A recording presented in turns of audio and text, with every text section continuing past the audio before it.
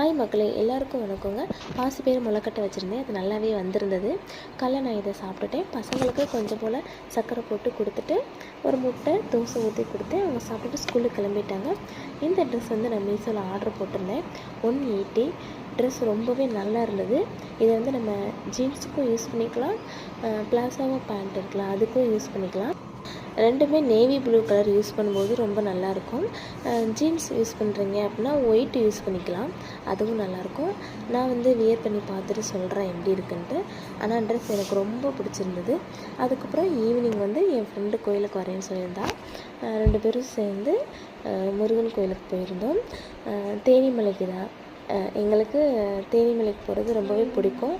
நான் ஒரு 4 தவணை கோயில் கிரிவலம் வந்திருப்பேன். அதுக்கப்புறம் போக முடியல. பௌர்ணமி முருகன் கோயிலில் கிரிவலம் போகிறது ரொம்பவே நல்லதுங்க. உங்களால் முடிஞ்சால் நீங்களும் போயிட்டு வந்துடுங்க.